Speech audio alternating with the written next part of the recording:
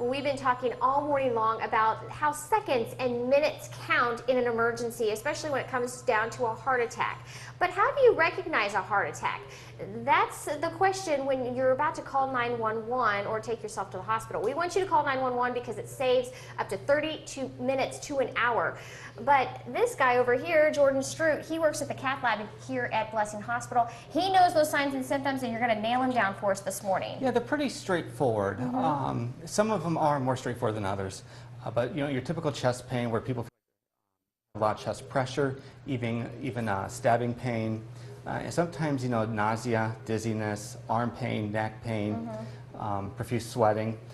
And there are minor differences between the symptoms that men and women may have. So it's not just the classic Hollywood heart attack when somebody clutches their chest. It could be almost anything, really. That is correct. Some of the symptoms are a little bit more elusive, where you could possibly pass them off as something else, and you wouldn't really think that it's your heart. Women are more typical to have these symptoms, where they are very short of breath, very fatigued, and you know, have dizzy spells. Fatigue can even be a sign of a heart attack. It sure can. Wow, that's really scary.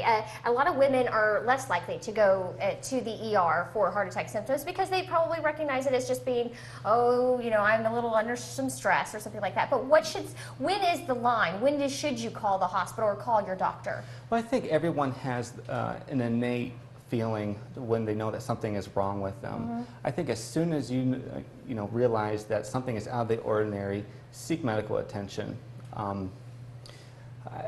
If you're definitely having chest pain, you're definitely going to want to call 911 and get the EMT crew out to assess you.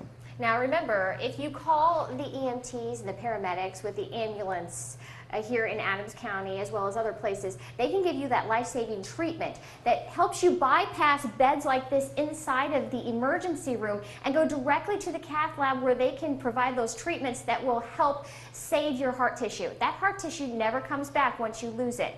A lot of life-saving information coming up in the next 15 minutes or so.